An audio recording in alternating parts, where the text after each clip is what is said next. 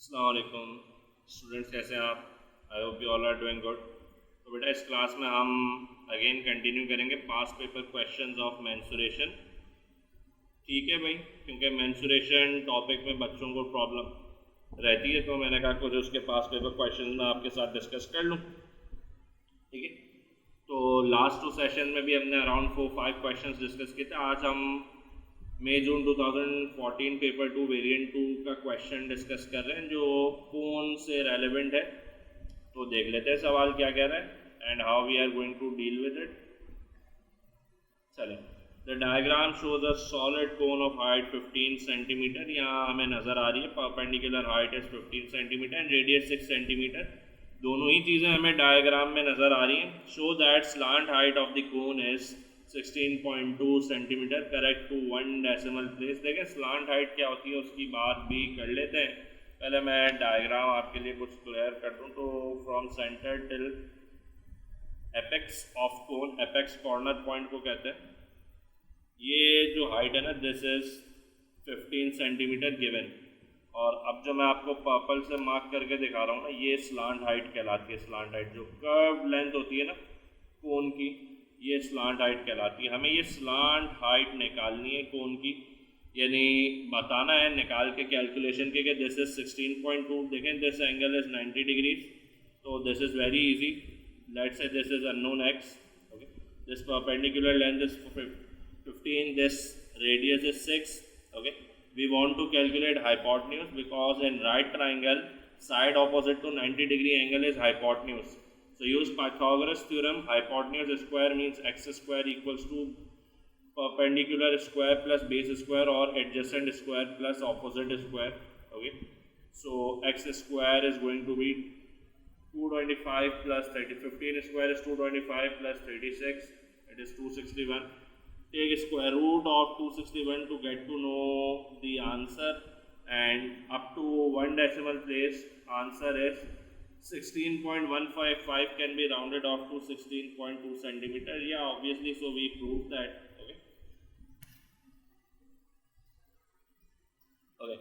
Now what they are saying, calculate the total surface area of the cone. Okay.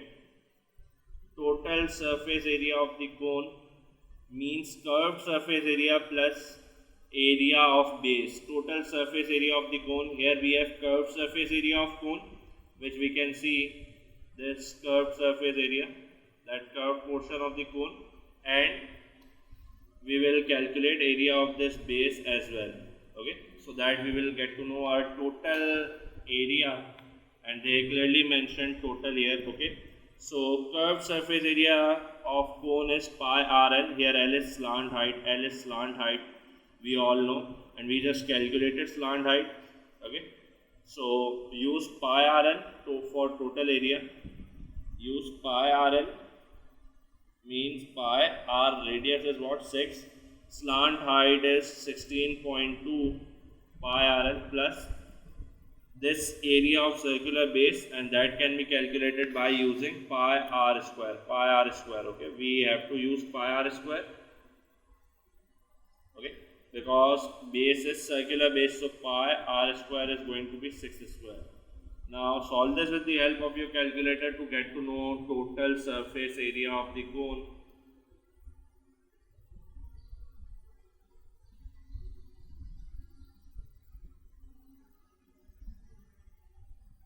Okay. 305.4 plus 36 multiplied by pi is going to be 113.11.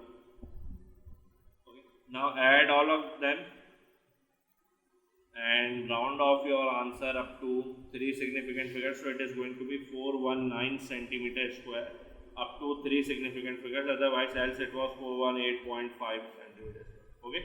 So our answer is 419 centimeter square total surface area of the cone. Now they are saying calculate the volume of the cone. So volume of the cone can easily be calculated. We are given with the formula as well, 1 over 3 pi r square h. So volume is 1 upon 3, pi is 3.142, r square Radius is what? 6 square multiplied by height. Perpendicular height is also given to us, which is 15. Okay. Solve this with your calculator to get to know our answer.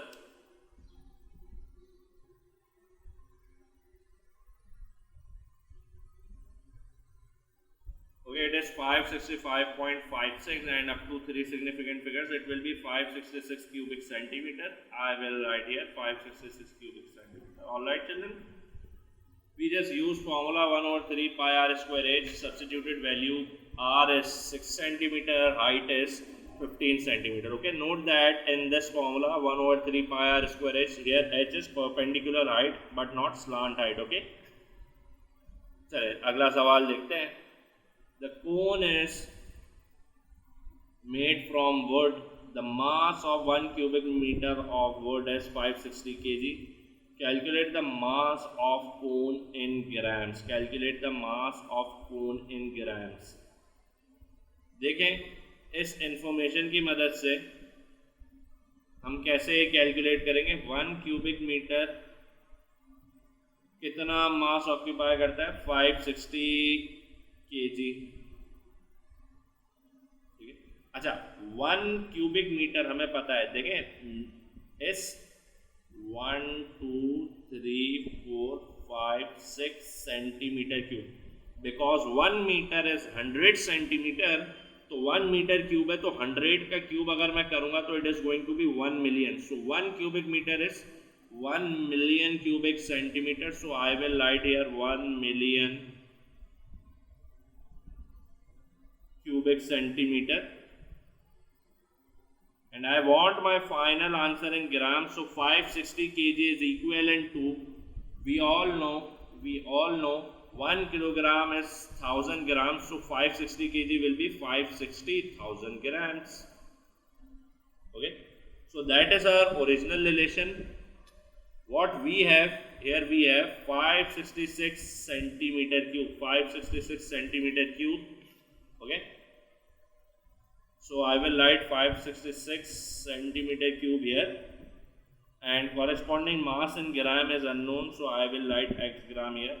Cross multiply to get to know your answer. 1 2 3 4 5 6 into x equals to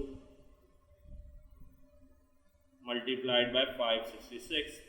X can be calculated by just divide both sides by 1 million. So 560,000 into 566 divided by 1 million will give me my answer.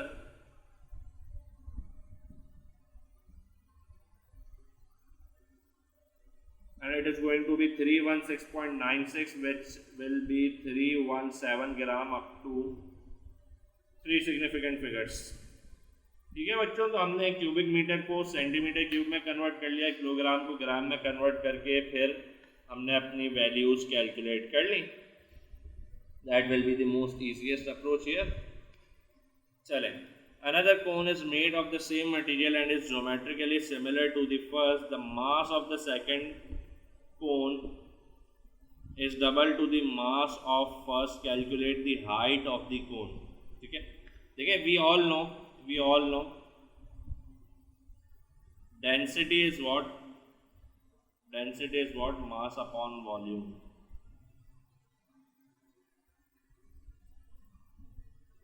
Okay, so if I will shift volume there, so it is going to be m is directly proportional to volume. Okay, because m equals to d into v, density of material will be same. Okay, so what we are going to do here, okay, if we want to find height of second cone, okay, we are going to use the same formula. Okay, because we know if we have two similar cones, two similar objects, v1 upon v2 equals to h1 upon h2 whole cube. All right, so mass and volume are in direct relation here. So basically relation here will be m1 upon m2 mass 1 upon mass 2 equals to h1 upon h2 whole cube. Okay. another cone. Now what we are saying, the mass of second cone is double the mass of first cone. So mass of second cone is double. Let's say if this is x, मैं exact value नहीं लेता, मैं इसको अगर x लिख लेता हूँ तो उससे डबल है तो वो 2x हो जाएगा, 2x हो जाएगा. आप चाहें तो 317 वैल्यू ले सकते हैं, तो दूसरी वैल्यू 317 का डबल हो जाएगा. मैंने x ले लिया तो दूसरा मास उसका डबल हो जाएगा और वो बराबर होगा किसके, h1. ठीक है, h1 हमारे पास हाइट ऑफ फर्स्ट कोन है जो हमें क्वेश्चन में गिवन थी 15. ठीक है, यहाँ नज़र आ रहा है 15 divided by height of second cone is unknown, height of second cone is unknown, I will name it h2 whole cube. इससे कैंसल आउट हो जाएगा. 15 क्यूब करें, यहाँ पे लेफ्ट हैंड साइड पे 1/2, 15 cube is going to be 3375 over h2 whole cube, because here we have whole cube. So for finding h2 whole cube, just cross multiply these guys. So h2 cube equals to 3375 into 2, which is 6750. And for finding h2, just take cube root. Okay, so h2 is going to be cube root of 6750. Cube root of 6750.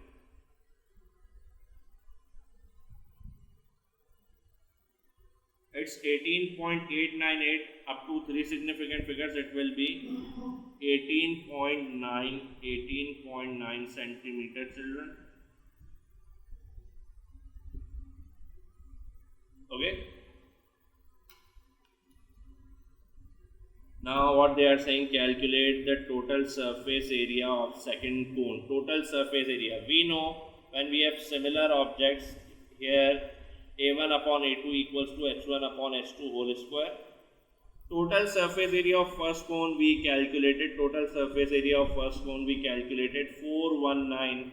Okay, so I will use 419 here. 419 upon a2 is unknown, area of second cone. h1 height of first cone, which is 15, divided by height of second cone, which we just calculated 18.9, and I will apply whole square here. So solve this. 15 divided by 18.9 whole square, 15 divided by 18.9 whole square, and it is 0.6298. Okay,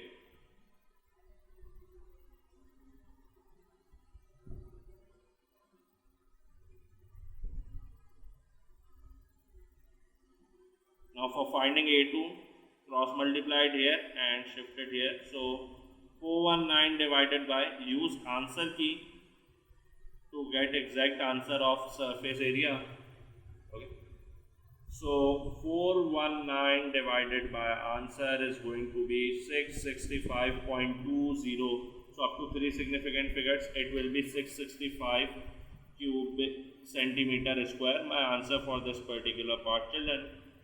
Okay, चले हम next question की तरफ चलते हैं. I hope आपको ये वाला question clear होगा. ठीक है बच्चों, तो अब हम जो क्वेश्चन डिस्कस कर रहे हैं वो है अक्टूबर नवंबर 2014 पेपर 2 वेरिएंट 2. और क्वेश्चन क्या कह रहा है, क्वेश्चन देख लेते हैं. The diagram shows solid triangular prism.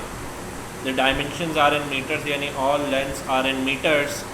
Calculate the volume of prism. देखें, प्रिज्म का वॉल्यूम निकालने का, प्रिज्म का वॉल्यूम निकालने का फॉर्मूला सेम है. ठीक है, वॉल्यूम कोई भी प्रिज्म हो, base area into length across which the area is same, या आप कहते हैं cross sectional area multiplied by length across which this area is same. Prism आप उस शेप को कहते हैं जिसका एरिया किसी पर्टिकुलर लेंथ के अक्रॉस सेम होता है. आप हाइट भी कह सकते थे. तो यहाँ पे ये ट्रायंगुलर प्रिज्म है, यानी ये क्रॉस सेक्शनल एरिया. आप सोच सकते हैं इसको, अगर मैं इसको किसी भी पॉइंट पे कट करूँगा ना, फ्रंट से ट्रायंगुलर सरफेस वाली साइड से, तो मेरे पास सामने जो सरफेस अपीयर होगी वो ट्रायंगुलर ही होगी. ठीक है, तो यानी अगर मुझे इस ट्रायंगल का एरिया पता चल जाए और ये ट्रायंगल इस लेंथ के अक्रॉस सेम ही है, तो तो ये मेरे पास लेंथ हो गया मल्टीप्लाइड बाय 10, और इस ट्राइंगल का अगर मुझे एरिया पता चल जाए तो इजीली वॉल्यूम पता चल जाएगा, और ये बड़ी आसानी से इस ट्राइंगल का एरिया आ सकता है। राइट ट्राइंगल है हमारे पास, लेंथ गिवन भी है, दिस इज 7 और ये लेंथ 3 गिवन है। राइट ट्राइंगल का एरिया आता है बेटा half multiplied by adjacent multiplied by opposite या परपेंडिकुलर इनटू बेस। ठीक है, ये साइड इसके ऑपोजिट हाइट या एल्टीट्यूड हमारे पास 7 है, तो half multiplied by 3 multiplied by 7, सिर्फ और सिर्फ राइट ट्राइंगल के केस में। ये एरिया हो गया, लेंथ 10 है, इसका फैसला ऑलरेडी कर चुके हैं। Solve this guys to have your answer.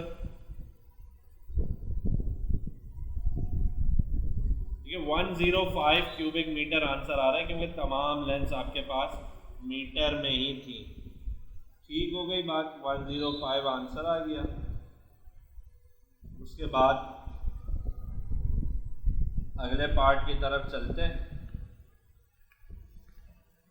Now what is our next part? Calculate the total surface area of the prism. Total surface area देखें, 5 सरफेसेस टोटल नज़र आ रही हैं, 5 सरफेसेस टोटल नज़र आ रही हैं अगर आप गौर करें ना। एक ये रेक्टेंगुलर सरफेस जो ऊपर है,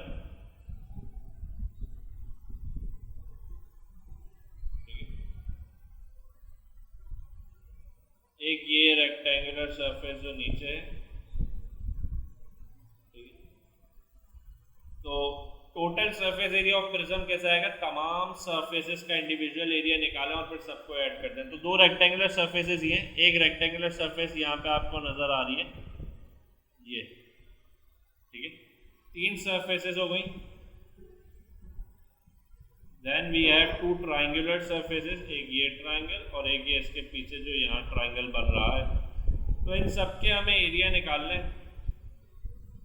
ठीक है भाई। तो देखें ये लेंथ 10 है इस ट्राइंगल, इस रेक्टेंगुलर सरफेस की अगर मैं बात करूं, और ये वाली लेंथ हमारे पास 7 है, तो इसका एरिया कैसे आ जाएगा? 10 इंटू 7।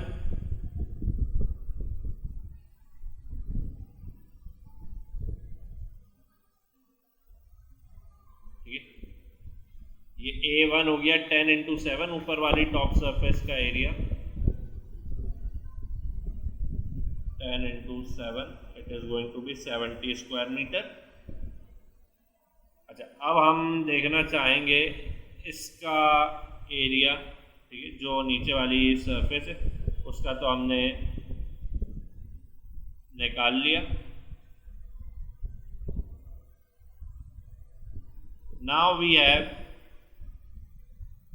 दिस सरफेस, जिसको मैं नीचे वाली जो रेक्टेंगुलर सरफेस है मार्क करूं अगर, तो इसका एरिया कैसे आएगा? 10 को आपने इस लेंथ से मल्टीप्लाई करना पड़ेगा, ये जो लेंथ आपको यहाँ गिवन है, ठीक है। तो ये वाली लेंथ मेरे पास कैसे आ जाएगी? No problem at all, I can find this length. Pythagoras theorem hypotenuse निकालनी है, मैं हाइपोटेन्यूज बड़ी आसानी से निकाल सकता हूँ। मेरे पास 2 लेंथ 7 और 3 है, तो 7 square plus 3 square within the square root में करूँगा तो मेरे पास ये लेंथ आ जाएगी। और जब मेरे पास ये लेंथ आ गई, ये लेंथ 10 है, तो 10 को इससे मल्टीप्लाई करूंगा तो I will get to know my answer. तो सबसे पहले इसको कैलकुलेटर से सॉल्व करके ये वाली लेंथ निकालें, विच इज 7.615 यानी 7.62 हो जाएगा। तो ये वाली लेंथ 7.62 आ गई, उसको 10 से मल्टीप्लाई करें तो नीचे वाली रेक्टेंगुलर सरफेस का एरिया आएगा 7.62 multiplied by 10 और 10 multiplied by 7.62, same thing, it is going to be 76.2 square metre.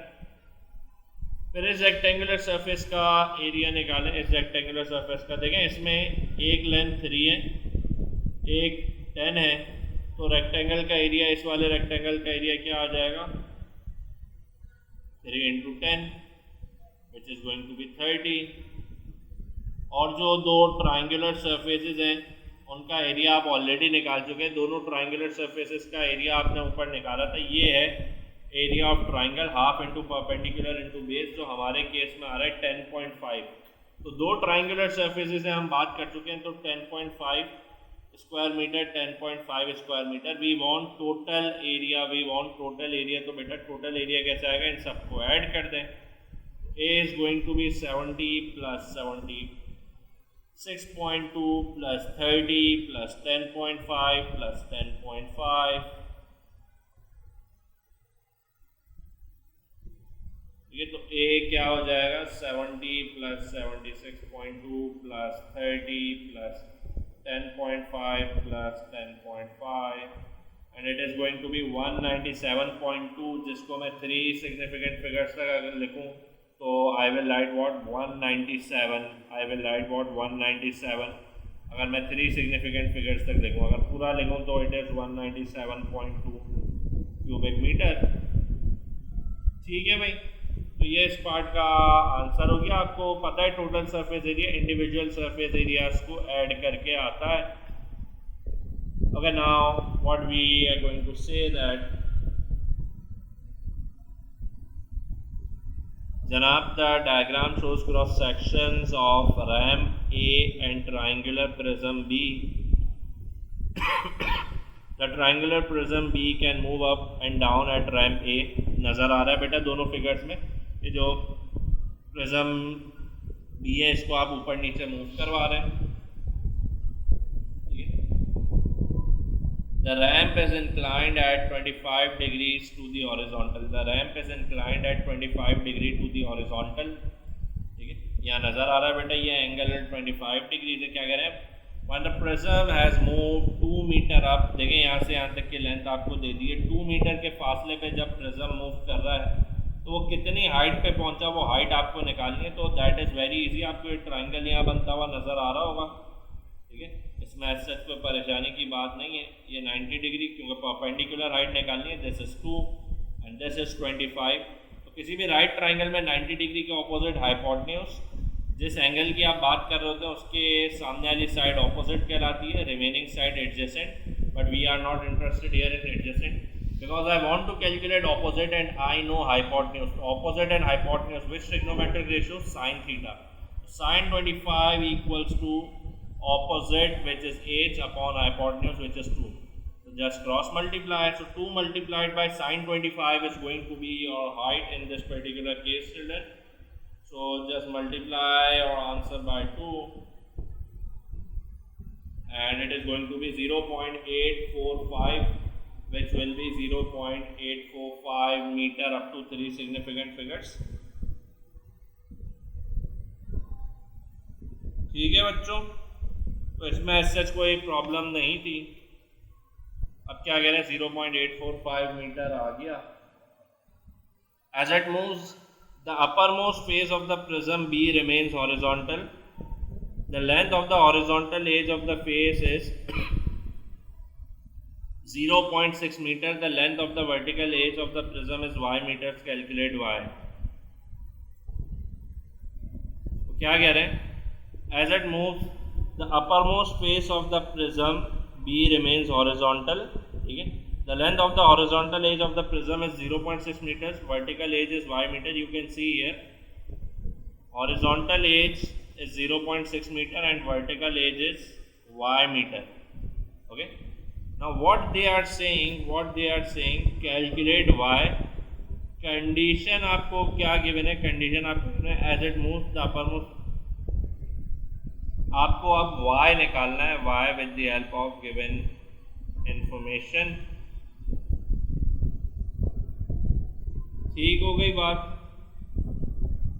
तो कैसे निकालने जा रहे हैं आप y, ये है अब असल सवाल।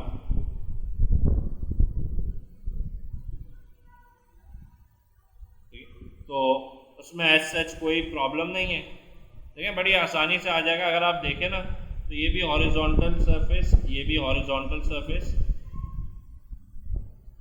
दो पैरेलल लाइंस होती हैं, हमें पता है कोई एक लाइन उसको कट कर रही हो तो बनने वाले ऑल्टरनेट एंगल सेम होते हैं। This is 25 here, this will also be 25 here. ठीक है, तो ये वाला जो एंगल है ना यहाँ पे जो बन रहा होगा वो भी 25 डिग्री होगा। मेरे पास ट्राइंगल को जिस किस्म का बन रहा है, आप this is 25 degrees, this is 0.6 and this is y। ठीक है, मैं इसको रीड्रॉ कर लेता हूँ।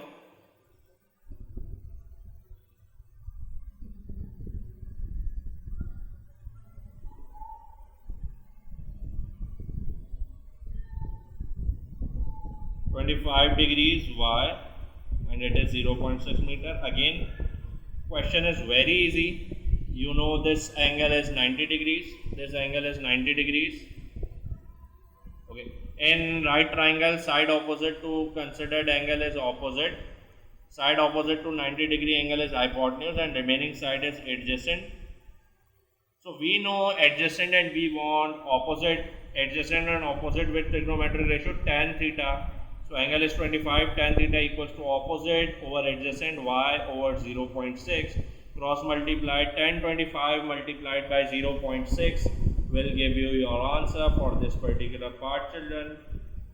And it is 0.2797, so it is going to be 0.280. 0.280 up to 3 significant figures. So 0.280 is my answer in meters. Alright, children. So that was all for this particular question. Now we are going to start. October November 13 paper 2 variant 2 question. Okay. चले सवाल क्या कह रहा है? The diagram shows a sector AOB of a circle with center O and radius 6 cm. Circle में center से circumference तक की length को radius कहते हैं. The angle of the sector is 310 degrees. ठीक है. Calculate the total parameter of the sector. ठीक है. देखें पैरामीटर सेक्टर का कैसे आता है, ये बात पहले भी हो चुकी है. सेक्टर बनता है दो रेडियस के मिलाने से. ठीक है. This shape is sector. Sector में टोटल 3 लेंथ होती हैं, रेडियस 2 और एक आर्क लेंथ, जिसको यूजुअली एच से डिनोट किया जाता है. तो यहाँ भी वही हिसाब किताब है. जो सेक्टर बना है ये टोटल 3 लेंथ से बना है. Number 1 this radius, number 2 this radius and this entire arc length. So how we are going to calculate total parameter of sector? Radius, which is 6, plus radius again, which is 6, plus arc length. We all know formula to calculate arc length is 2 pi r multiplied by angle in degrees divided by 360. और angle हमारे पास क्या है? 310 degrees. Major sector की बात हो रही है. तो 2 pi r which is 6 multiplied by angle in degrees 310 divided by 360. So solve this to know your answer. Just solve this and add 6 twice. So you will get to know your parameter. Let me use my calculator to find out this particular question. To find out value of this.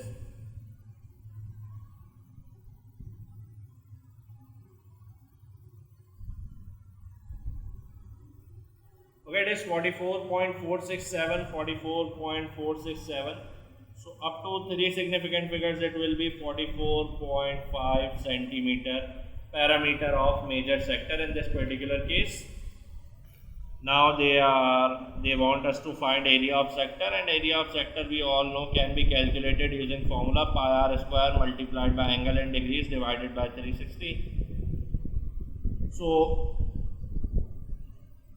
radius is 6, so 6 square multiplied by angle from center is 310 and divided by 360 to get to know our answer. So 36 multiplied by pi multiplied by 3, and our answer is 97.402. Up to 3 significant figures it will be 97.4. Okay, children.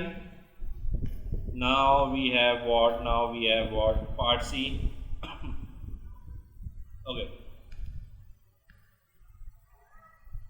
Now we have part C. The sector is cut from a rectangular piece of card of height 12 centimeter and width W. Okay, you can see this W here. Okay, now what they are saying, one edge of the rectangular piece of card passes through A and B. Okay. The other edges are tangents to circle. Okay, this and this all are tangents to this circular surface. Or they are saying calculate the value of W. You want to calculate value of W. Alright, children. So how you are going to calculate value of W?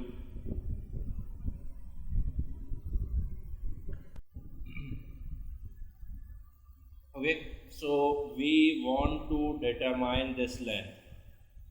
Okay, this perpendicular length from here till here.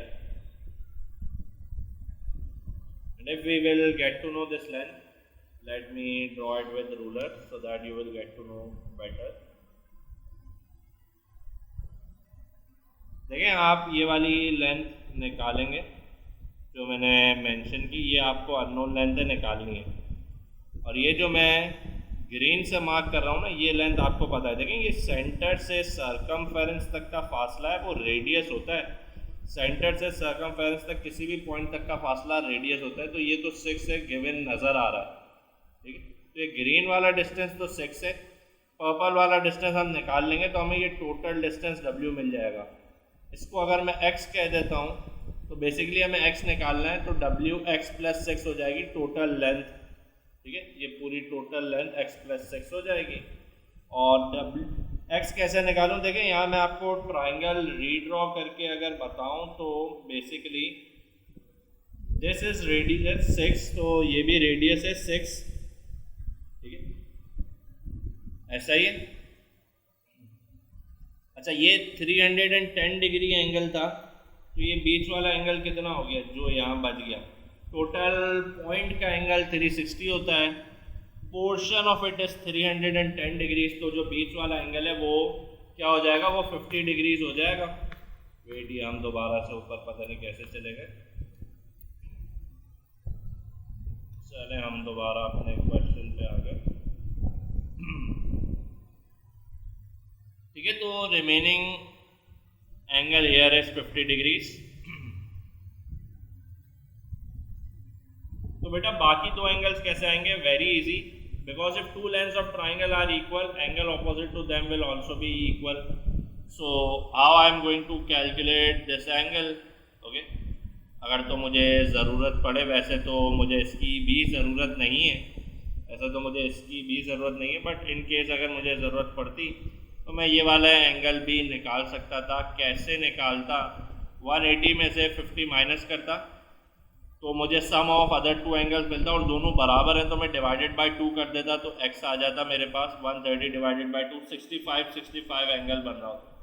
But again मैंने इसको perpendicular निकालनी है, मैंने this length मुझे perpendicular निकालनी है, ये वाली लेंथ यहाँ से यहाँ, ये मुझे 6 गिवन है, ये 90 डिग्री का एंगल है। ये चले मैंने इसी 65 डिग्री से ही कर लेता हूँ, और ये वाली लेंथ मुझे निकाल लेनी है, ये वाली लेंथ मुझे निकाल लेनी है, ठीक है, जो कि x कह रखी है मैंने। अदरवाइज मैं इसको भी, चूंकि ये वाली लेंथ बराबर, ये वाली लेंथ बराबर, ये वाली लेंथ बराबर, तो एंगल भी बराबर हो सकते थे, ठीक है। तो एंगल जो है उसके सामने वाली साइड ऑपोजिट 90 डिग्री के सामने वी हैव हाइपोटेन्यूज, एडजेसेंट का हमें काम नहीं है। Opposite at hypotenuse which trigonometric ratio sine theta, so sine 65 equals to opposite which is x divided by hypotenuse which is 6। तो साइन 65 मल्टीप्लाइड बाय 6 करें to get to know your answer. Sine 65 multiplied by 6 is 5.437, जिसको मैं round of करूं तो 5.438 metre हो जाएगा। ये x की वैल्यू आई, w का फैसला हम ऑलरेडी कर चुके हैं, x प्लस 6 हो जाएगा, तो 5.438 प्लस 6 करें, you will get to know this total length, okay. तो 11.438, और अगर मैं उसको 3 सिग्निफिकेंट फिगर्स में करूं तो इट विल बिकम 11.4। ये मेरा आंसर हो गया इस पार्ट का बच्चों। W की वैल्यू निकाल ली। बच्चों को इस पार्ट में अक्सर प्रॉब्लम होती है, देख लीजिएगा इसमें ऐसी क्या खास बात थी। नाउ वी हैव, वो कह रहे हैं when the sector is cut out the triangle AOB is retained. अब इस रेक्टेंगुलर कार्ड में से सेक्टर निकाल लिया, ठीक है, ये पूरा जो सेक्टर बना हुआ है ना, मेजर सेक्टर जो पहले पार्ट में गिवन भी था, वो निकाल लिया, रिमूव कर दिया, उसके बाद क्या हुआ, ट्राइंगुलर पार्ट रह जाएगा, रिटेन हो गया। अच्छा, फिर कह रहे हैं the rest of rectangular piece of card shown shaded is discarded as waste. जो बाकी चीज़ें आपको बाकी शेडेड पोर्शन नज़र आ रहा है ना, वो वेस्ट कर दिया आपने, उसको ज़ाया कर दिया।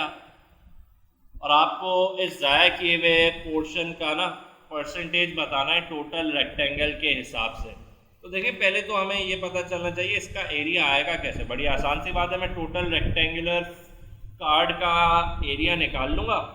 उसमें से अगर मैं एरिया ऑफ सेक्टर और ये ट्राइंगल का एरिया निकाल देता हूँ, तो जो बाकी चीज़ बच जाएगी वो मेरे पास वही शेडेड रीजन होगा।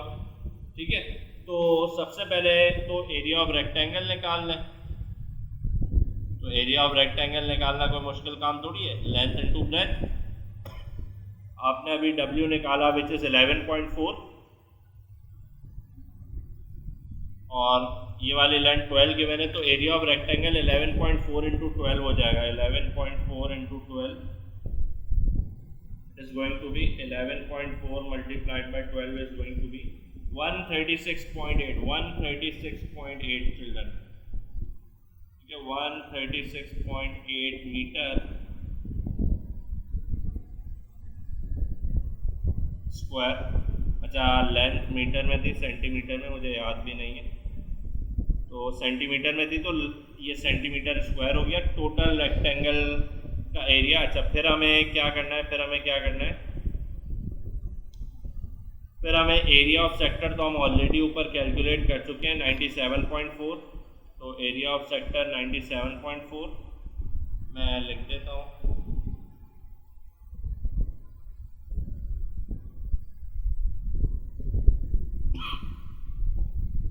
फिर एरिया ऑफ ट्राइंगल भी निकालना पड़ेगा।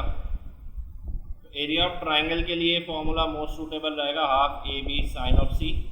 यानी जब दो साइड्स ट्राइंगल की गिवन हो और उनके दरमियान का एंगल गिवन हो, तो आप ये फॉर्मूला यूज़ कर सकते हैं। और यहाँ देखें, हमें दो साइड्स गिवन थी, ये साइड भी 6 गिवन है ट्राइंगल की, ये साइड भी 6 गिवन है, और इनके दरमियान का एंगल 50 डिग्रीज गिवन है। तो 6 multiplied by 6 multiplied by sine 50, तो सॉल्व कर लें इसको।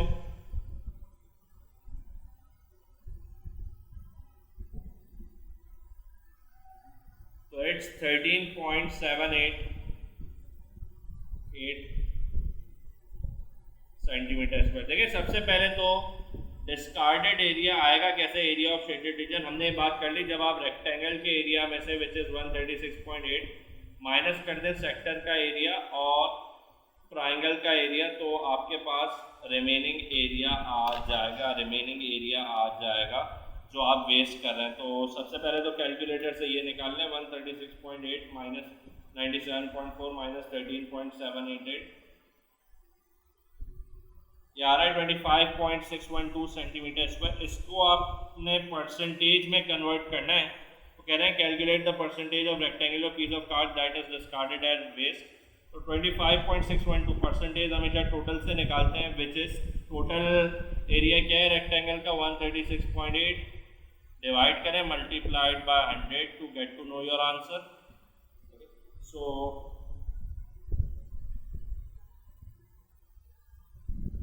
18.722 आ रहा है, जिसको अगर मैं राउंड ऑफ करूं तो 18.7 18.8 इस तरह का कुछ बन जाएगा। ठीक है, अगर आप तमाम वैल्यूज एग्जैक्ट लेते तो जो आंसर मुझे गिवन है वो 19 के अराउंड गिवन है, बट ये भी सही होगा आपने वैल्यूज जिस तरीके से लिए। अगर आप सबको पहले ही 3 सिग्निफिकेंट फिगर्स में करके देखते तो होपफुली फिर आपके पास आंसर 19 आ रहा होता। अगर आप यहाँ इसको 137 पहले ही कर देते और इसको भी 13.8 ले लेते तो होपफुली आंसर 19.0 आ रहा होता। But that is also good to go, आपने तमाम चीज़ें निकाल ली और इस तरीके से हमने ये पार्ट भी कंप्लीट कर लिया। तो बच्चों, आज की क्लास यहीं तक थी। मैं उम्मीद करता हूँ आपको मेंसुरेशन के क्वेश्चन से हेल्प हुई होगी, आइडिया समझ आया होगा हम कैसे सॉल्व कर रहे हैं। ठीक है भाई, चलें, अल्लाह हाफ़िज़, अपना बहुत सारा ख्याल रखिएगा and have a good day now.